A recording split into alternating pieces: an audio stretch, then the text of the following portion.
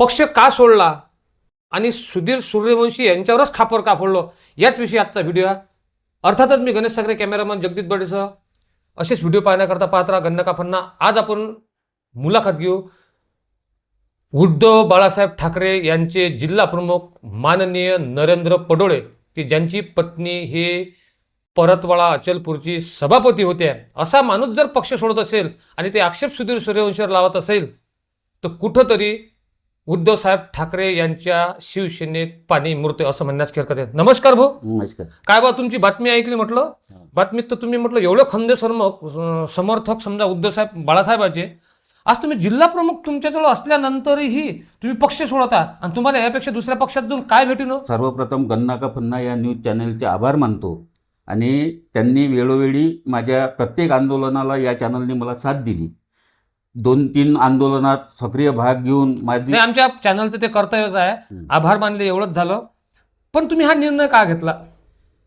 कसं आहे, एखाद्या माणसाकडून चूक नसताना चुकीचे आरोप पक्षश्रेष्ठीजवळ कळवणे, त्याच्यामुळं खऱ्या अर्थानं तो काम करणाऱ्या माणसाला कंटाळा येतो. की ज्या माझ्या मतदारसंघात मी काम करतो, वर्षानुवर्षे काम करतो, म्हणजे 39 वर्ष मला शिवसेनेत झाले. 39 वर्षापासून मी त्या भागातल्या प्रत्येक माणसाशी परिचित आहे, प्रत्येक लहान मुलापासून मी परिचित आहे. आणि त्या ठिकाणी माझी सगळी बांधणी असताना आपण पाहतो शिखरा पक्षी म्हणून नाव आहे आणि तो पक्षी एखाद्या निष्पाप लोकांवर पक्षावर आघात करत असतो. निष्पाप पक्षाचे पिल्ल खातो, अंडे खातो, त्याप्रमाणे याची वृत्ती आहे. मग तो कधी कधी तो साप सुद्धा विषारी साप वर्तन येते ना. हा, विषारी साप सुद्धा नेतो, परंतु हा शिखरा विषारी साप सोडून देतो, विष टाकणाऱ्याला सोडून देतो आणि चांगल्या पक्षांना, खऱ्या अर्थानं पक्षातील कार्यकर्त्यांना हा शिखरा उचलतो. याचं कारण असं की आता त्या मतदारसंघात त्याला ते ओलं दिसून राहिलं की शिवसेना आहे, आंदोलनं झाली, भगवमा एवढे लोक 5-5, 7-7 हजार लोकांचा माहोल त्यांनी पाहिला आणि नेमकं त्याला कळलं की या मतदारसंघात आपण उभं राहिलो तर निश्चितपणे आपण निवडून येतो. म्हणून त्यानं नेमका शिखराने त्या डोळा त्या मतदारसंघावर ठेवला. अच्छा. आणि मग मी काय करायचं? मी त्या मतदारसंघात 39 वर्षापासून काम करतो, लोकांच्या सेवा करतो, लोकांच्या सुखदुःखात काम करतो. आता मी धरणग्रस्ताचा प्रश्न, निंबारी गावं, येसुर्ना गावं सुटले होते, ते गावं मी लावून घेतले. आता त्यांना नोटिसा सुद्धा आल्या आणि या ठिकाणी हा शिखरा उतरला. म्हणजे मग मी काय करायचं? मला तर माझी बाजू सांभाळा लागत. हा शिखरा उतरला, तिथं निवडून यायच्या गोष्टी करायला लागला, मिटिंगा घ्यायला लागला, मोजके कार्यकर्ते आपले घेऊन हिंडतो फिरतो, म्हणजे वातावरण दूषित करतो. म्हणजे तुम्ही जिल्हा प्रमुख असताना तुम्हाला न विचारता ते करून राहिले काय? हो, मला कोणत्याच प्रकारची सूचना नसताना हा हे यंत्रणा करतो. आणि ज्यावेळेस मी विधानसभेची बैठक लावतो, पदाधिकाऱ्यांना बोलावतो, त्यावेळेस हा फोन करून सांगतो की बैठकीला जाऊ नका. याच्यामुळे पक्ष वाढणार आहे का? आणि याचं अस्तित्व कुठं आहे? तुम्ही सांगा. या सुधीर सूर्यवंशी नावाच्या व्यक्तीचं मले एखाद्या मतदारसंघात असं बोलाय दाखवा की एनी टाइम हा माणूस कमसे कम 1000-5000 लोक गोळा करू शकतो आवाजावर. नाही तर याने मला सांगावं. उपनेते आहेत ना ते. उपनेते कसं आहे, उपनेता हा रामटेकचा. अच्छा. याच्या काही अमरावतीचा भागच नाही, परंतु नेमका अमरावतीच्या कार्यकर्त्यांना का त्रास देतो? तिथं काय दिवे लावले रामटेकला? हे खऱ्या अर्थानं पक्षांनी त्यांची शहानिशा करून. सातेगावला हा शिखऱ्यासारखा पहिल्या वेळेस उतरला नाही, पण त्याचं गाव आहे ना ते सातेगाव. गाव जरी आहे पण त्या ठिकाणी सुद्धा कार्यकर्ते आहेत. म्हणजे फील्डवर काम करणारा कार्यकर्ता कसा आणि अमरावतीतून काम पाहणारा कार्यकर्ता कसा, यामध्ये फरक असतो. आणि फील्डच्या कार्यकर्त्याचं ऐन वेळेवर निवडणुकीच्या तोंडावर हा तिथं जाऊन उतरतो. म्हणजे पक्ष संघटना तेथील कार्यकर्त्यांनी बांधली, हा तिथं जाऊन उतरला आणि निवडून आला. पहिल्या वेळेस काहीच केलं नाही लोकांचं. तेथील कार्यकर्त्यांना त्याचे जॉब जनतेला द्यावे लागले. दुसऱ्या वेळेस सुद्धा त्याच लालचीपोटी तो तिथंच उभा राहिला आणि लोकांनी त्याचा दारुण पराभव केला. मी जिल्हा प्रमुख असताना माझ्या इकडे तुम्ही मेळघाट मतदारसंघ दिला. मग मतदारसंघ मेळघाट दिला असताना यांनी मला सांगायला पाहिजे की राणीगावची मिटिंग लावा, अमुक मिटिंग लावा, तिथं कार्यकर्त्यांची मिटिंग लावा. हा माझ्या पश्चात जातो. नाही, पण राणीगावला ते जिल्हा परिषदचे सदस्य बनले होते ना. बनले होते, पण काय दिवे लावले? सारे लोक बोंबलून राहिले तिकडचे. चला तिकडे पहा लोकांच्या काय व्यथा आहेत तर. म्हणजे निवडून आलं म्हणजे झालं काय. आता पहा अमरावती पासून तो मतदारसंघ किती लांब आहे. म्हणजे तुम्ही एक वेळ निवडून आल्यानंतर 1 आणि 2 वेळ जायचं, मस्त जेवण करायचं संध्याकाळचं, त्यांच्याच जवळून खायचं आणि निघून यायचं. दुसरा धंदा काय केला. काय लोकांचा प्रोग्रेस केला दाखवा ना तिकडे. तिथे विकास केला शिंदे त्यांनी. दाखवा ना विकास. माझं असं म्हणणं आहे की ते बा शिकऱ्यासारखे आहेत, सातेगावात उभे राहिले, राणीगावात उभे राहिले. मग आता ते उपनेते आहेत, उद्धवसाहेब ठाकरे यांच्या जवळचे आहेत, ते लोकनेते असल्यामुळे कुठंही ते मतदारसंघात उभे राहू शकतात. मग असं म्हणणं आहे की एक वेळेस जर तुम्ही समजा त्यांना तुमच्या मतदारसंघात उभं राहू दिलं काय हरकत आहे. राहावं ना उभं. आमचं म्हणणं आहे राहा उभं, परंतु पक्षाचं नुकसान होते त्याचं काय. तो मनुष्य तिथं निवडून आला पाहिजे याची गॅरंटी कोण देणार. आणि पडल्यानंतर नरेंद्र पडोळेंनी काम नाही केलं, त्याच्यामुळे मी पडलो. मग माझं म्हणणं आहे का आम्ही त्या मतदारसंघात काम करतो, माझ्यासारखे अनेक कोणी कार्यकर्ते असतील, माझ्यासारखे अजूनही कोणी असतील, माझं म्हणणं नाही. परंतु बाहेरचा उमेदवार तिथं कसा हा काय लुणबुण तिथं करतो, काय काम आहे त्याचं तिथं. म्हणून हेच धंदे यानं केले. तुम्ही असं ठरवून घेतलं का की सुधीर भाऊ सूर्यवंशी यांनाच तुम्ही टार्गेट करत आहे असं तुमच्या बोलण्यावर वाटते. मी मुलाखत घेताना मी शिवसेनेवर मुलाखत घ्यायचं असं मला वाटलं, पण तुम्ही टार्गेट त्यांनाच केलं. म्हणजे तुमच्या मतदारसंघात ते उभे राहते म्हणून तुमचा जीव खवळलेला आहे का. मला कोणाचं भेव लागत नाही. मी अनेक निवडणुका लढलो आणि सन्मानजनक निवडून आलो, सन्मानजनक पडलो. त्या मतदारसंघात मी सातत्यानं काम करत असताना मी कोणी माणूस स्वतःच्या घरात चोराला घुसू देत नसतो. म्हणून हा एका प्रकारे पक्षातला चोर आहे. कोणाच्याही मतदारसंघात जायचं काही उचलून घ्यायचं ही भावना मला पटली नाही. म्हणून मी हा निर्णय घेतला. म्हणून त्याला शिक्रा ही पदवी दिली. शिक्रा ही पदवी याच्यासाठी दिली. आता तुम्ही जे जिल्हा प्रमुख आहात तर अशा वेळेस जसे अनंतराव गुळे आज त्यांनी उद्धवसाहेब ठाकरे यांना विनंती करून मिटिंग आणि पक्ष वाढवायचे प्रयत्न करा. तुम्ही प्रखरतेने आंदोलन केले आणि तिथं हाला काय पाहिले सुधीर सूर्यवंशी आंदोलन. याले जर तळमळ असती तर शिवसेनेचा जिल्हा प्रमुख एवढे दिवसापासून आंदोलन करून राहिला. 4 आंदोलन झाले. मागच्या वेळेस 8 दिवस मी उपोषणाला बसलो. नंतर ठिया आंदोलन 2 झाले. आला काय 1 दिवस तरी तिथं. म्हणजे एवढ्या आंदोलनात मग तो अनंत गुळेच असा एक माणूस होता की तो माझ्या सगळ्या आंदोलनात आला. तो आला आणि अधिकाऱ्यांना झापून खऱ्या अर्थानं जो काही करून घ्यायचा अधिकाऱ्यापासून त्यांनी केलं. म्हणूनच मी राजकारणात माझा त्यांना गुरु मानतो. जरी मी आज शिंदे सेनेत प्रवेश करत असं, परंतु राजकारणातले माझे गुरु मी अनंत गुळेलाच मानतो. राहिला प्रश्न तुम्ही म्हणता की तुम्ही ठरवून आरोप करता काय. अनंत गुळेचा आरोप करण्याचा मार्ग वेगळा, माझा वेगळा. त्यांच्यावर जे आघात झाले ते त्यांनी कथन त्या सभेतून केले. असं काय झालं मागच्या वेळेस तुम्ही अंजनगावच्या सभेत सुधीर सूर्यवंशीचं अप्रत्यक्षात नाव न घेता त्यांच्यावर आरोप केलेला होता. त्यानंतर आज अनंतराव गुळे सुधीर सूर्यवंशी उद्धव ठाकरे गटातच आहेत. तुमचं तरी ठीक आहे की तुम्ही सोडल्यानंतर आरोप करू राहिले, पण तुम्ही अगोदर केले होते. पण अनंतराव गुळे आरोप करत असतील म्हणजे उद्धव ठाकरे यांची शिवसेना या अमरावतीत त्यांचं काय अस्तित्व राहील यावर शंका येते. बरं तुम्ही आता हा विषय म्हणजे सुधीर सूर्यवंशी काढल्याबरोबर तुम्ही आता ते खवळीच चालू राहते तुमची.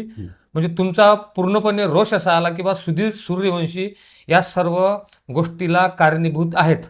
सुधीर सूर्यवंशीमुळं अमरावती जिल्ह्यातली शिवसेना उद्धव बाळासाहेब ठाकरे हे विलयाला गेलेली आहे. हे सत्य आहे. बरं ते आणि अनेक कार्यकर्ते याच्या जाचाला कंटाळून पक्ष सोडून गेले, जात आहेत आणि अजूनही जातील. म्हणून पक्षानं आता तरी उरलेला पक्ष जर वाचवायचा असेल तर उद्धव साहेबांनी पहिले याला बाजूनं करायला पाहिजे.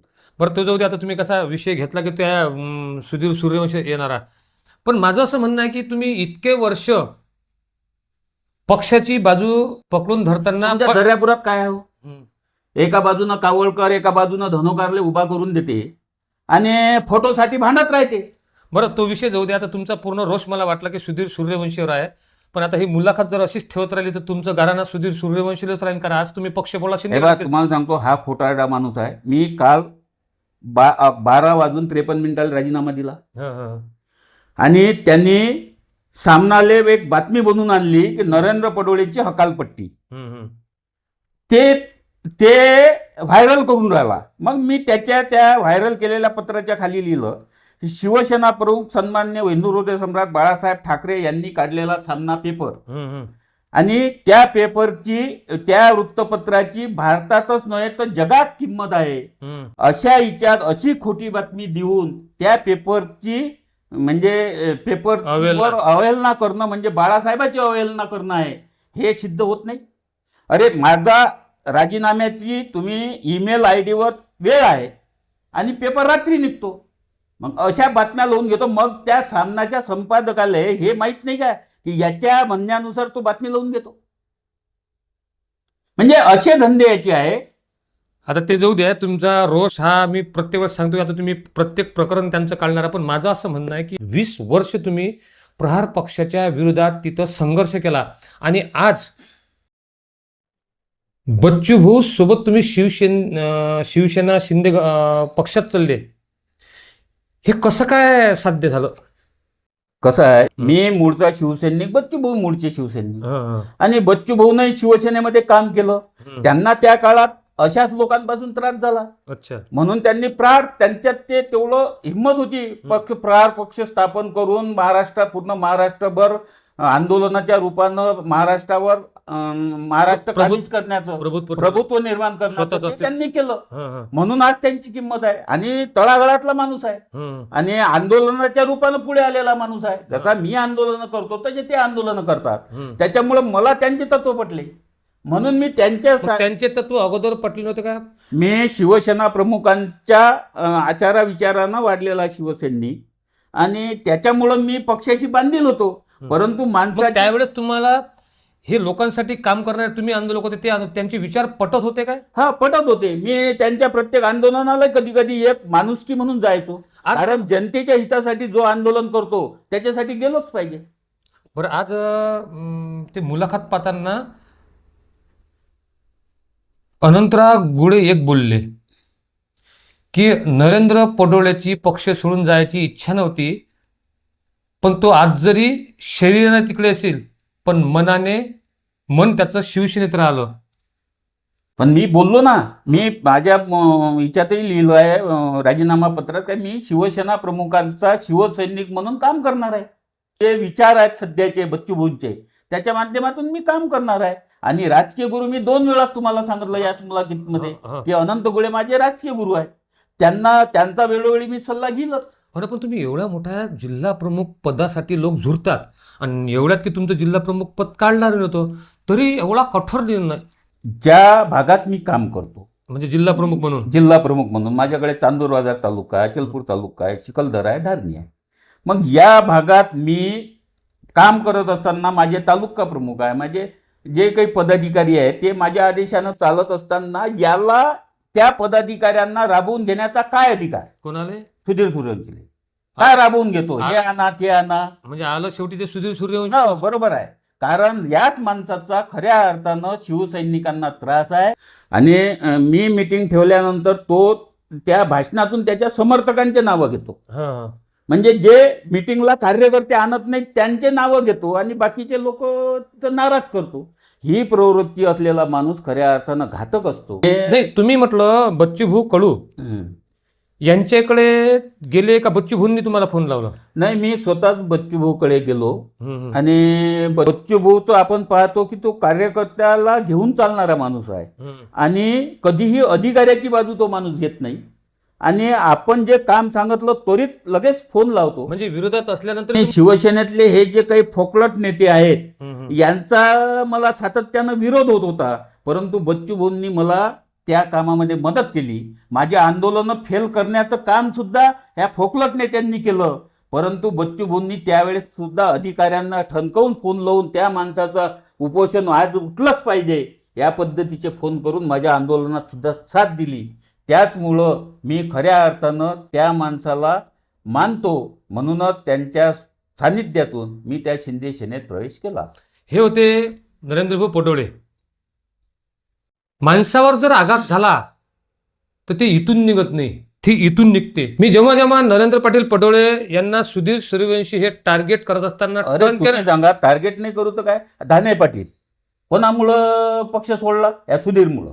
हे आता पाहिलं तुम्ही, मी विषय टर्न करण्याचे प्रयत्न करू राहिलो, पण त्यांचा रोष हा सुधीर सूर्यवंशी रुंद राहिला.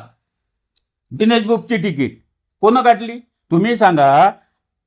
हा मतदारसंघ शिवसेनेचा, हम्म. अमरावती लोकसभा, आणि आपल्याकडे उमेदवार असताना दिनेश बुक सारखा एक तगडा उमेदवार असताना तुम्ही तो महाविकास आघाडीला मतदारसंघ सोडून घेता. म्हणजे हाच त्यावेळेस संपर्क प्रमुख होता. मग संपर्क प्रमुखानं ठणकून सांगितलं का तिथं की नाही, हा मतदारसंघ आम्ही सोडू देणार नाही, म्हणजे नाही तर खासदारकीचा खासदारकीचा का सोडला मतदारसंघ? तुम्ही आमदारकी त्याने निवडून आणली ना, आमदार निवडून आणला काय? ऐकून घ्या, आमदारही निवडून येत होता. खासदार असल्यावर अजून 3 आमदार इथं राहिले असते. परंतु आपली जी हक्काची जागा होती शिवसेनेची खासदारकीची, ती जागा या माणसानं सोडायला लावली. माझा स्पष्ट आरोप आहे या माणसावर की हा संपर्क प्रमुख होता तेव्हा. का त्या दिनेश बुबला तिकीटसाठी प्रयत्न केले नाही? आणि सळल्या फोटोसाठी हा माणूस फोन करते. याचा फोन फोटो नका टाकू बॅनरवर, जिल्हा प्रमुखांवर टाकू, माझा का टाकला नाही, खालीच का टाकला, हितच का टाकला, ही प्रवृत्ती माणूस आहे. म्हणजे दुसऱ्याच्या पैशावर मोठं व्हायची प्रवृत्ती. म्हणजे स्वतः बॅनर टाकायचं नाही, दुसऱ्या कार्यकर्त्याला सांगायचं बॅनर टाका. तो आमचा धीरज सातपुते त्याला सांगते हा बॅनर लावा, मी तुला तालुका प्रमुख करतो. बरं, हे आता जे घराणं आहे, सुधीर सूर्य यांचं घराणं, हे एक दिवसीय मुलाखत घेतली तरी संपणार नाही. पण आजच्या नरेंद्र पाटील यांच्या बोलण्यावरून असं वाटते की त्यांचं सॉफ्ट कॉर्नर, सॉफ्ट टार्गेट, मग आता ते मुलाखतमध्ये अनंत गुढे असो एकाच पक्षात असल्यावर, की नरेंद्र पाटील असो, हे आहेत सुधीर सूर्यवंशी. त्यांचं काय भिनसलं असेल, त्यांचं काय झालं असेल. पण अशीच जर परिस्थिती झाली तर उद्धव बाळासाहेब ठाकरे हे सेना नेते तर गेलेच, पण मतदारसुद्धा त्यांच्या विरोधात जाऊन येणाऱ्या काळात शिवसेना उद्धव बाळासाहेब ठाकरे हे संपुष्टात येईल का, हेच प्रश्नचिन्ह सध्या लोकांच्या समोर आहे. कारण एक तर उद्धव बाळासाहेब ठाकरे हे कुठंच फिरून राहिले नाही आणि जेमतेम थोडंसं विरोधात जाऊन अनंतराव गुळे हे मिटिंगा घेत आहेत. अनंतराव गुळेने चंग बांधला की मी शिवसेना त्याच्या मीटिंगला जाऊ नका म्हणून फोन करतात.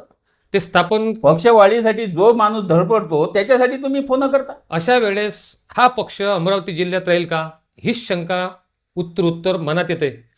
असेच व्हिडिओ पाहण्याकरता पाहत राहा गन्ना का फन्ना यूट्यूब चॅनल. प्रस्तुत करता गणेश साखरे, कॅमेरामॅन जगदीश बडे. आपण गन्ना का फन्ना यूट्यूब चॅनलवर मुलाखत दिली त्याबद्दल धन्यवाद.